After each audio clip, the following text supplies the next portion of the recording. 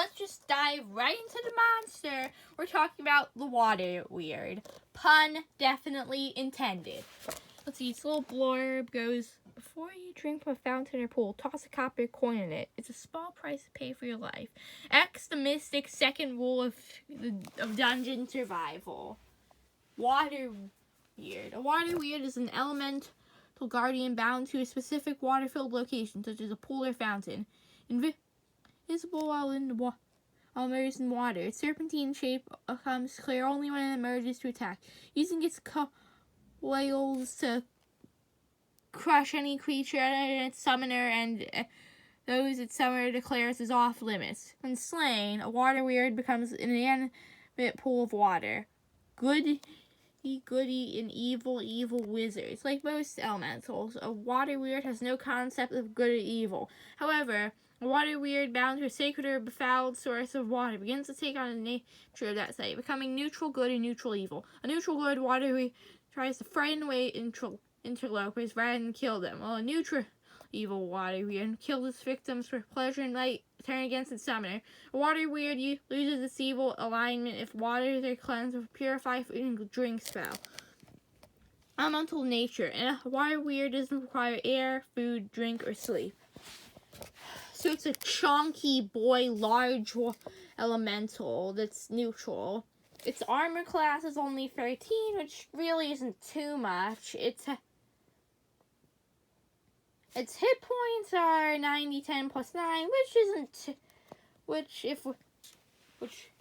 actually isn't too bad, considering that if we go to another monster, let's say actually I don't really feel like going over to another monster. Let's see, so it has a speed of 0, but can swim 60 feet.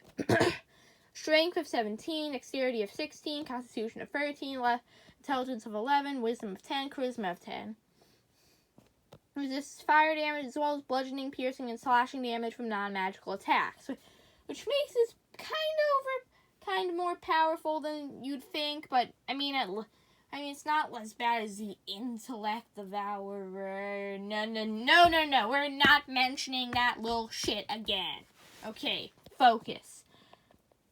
It's also immune to poison damage.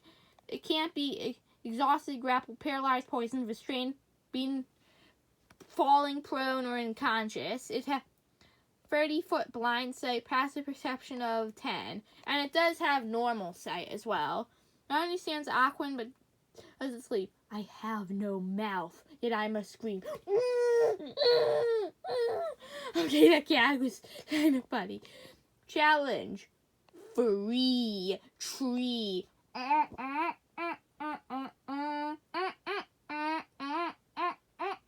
Yee. Invisible in water. The water weird is invisible when fully immersed in water. Water bound. The water weird dies if it leaves the water to which it is bound or if that water is destroyed. Wait a minute. What level is this spell? Create or destroy water. Let's see. Create or destroy water is a...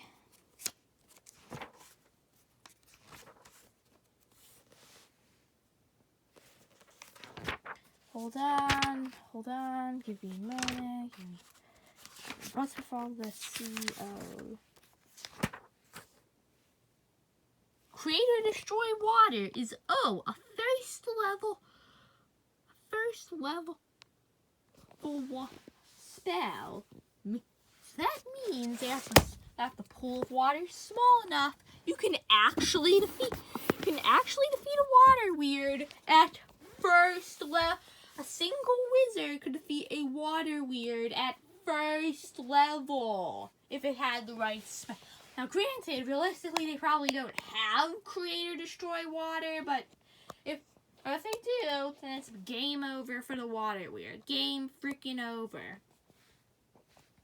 Its only real thing it can do is constrict. Attack. +5 to hit, reach 10 feet, 1 reach your hit, 3d6 plus 3 bludgeoning damage. If the target is medium or smaller, it is grappled. Escape DC 13. Pull 5 feet toward the water weird. Until its grapple ends, the target is restrained. The water weird tries to grab, and the water weird can't constrict another target. This basically means that wait a minute. Wait a minute. Let's just put this one. Does that mean like the water? Okay, so does this mean that the water weird, that they hold their breath when being constricted by the water weird, or that they start suffocating if constricted by the water weird? Because let's be fair, unless it specifically targets the character's, the party's main damage dealer, it's actually not gonna. Actually not gonna. Like if it targets the barbarian and with a constitution modifier of 20, and it can actually get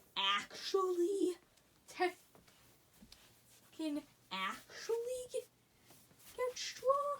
And it can actually survive for a pretty long time. If placed with other monsters or other water weirds, it could certainly. Also, grapple escape DC 13. Let me go over the rules for grapple in D&D. Let's see, grappling. Sit far. Let's see. Grappling. Okay, escaping. A grappled creature can use its action to escape. The user would make us succeed on strength, athletics, or dexterity acrobatics check. So if a fighter, or a barbarian, or a rogue, or basically any class. Any class that's martial or half martial. And half martial means classes such as paladins or rangers, which, by the way, rangers are shit. And they can probably pretty easy escape the grapple. So the only way that someone could probably die to this creature is if that creature could die to this is if it was a crazy pool of water. The party had no way to destroy the water. There were multiple water weirds, and they all targeted high damage dealing wizards with low constitutions and with dex and strength as dump stats. So anyway, that's gonna be all for today. Like and subscribe. Check out all my other videos. If you got redirected here via one of my advertisements on any of my plugs, or if you saw my comment in the description, you now know that I'm not just a bot. And goodbye.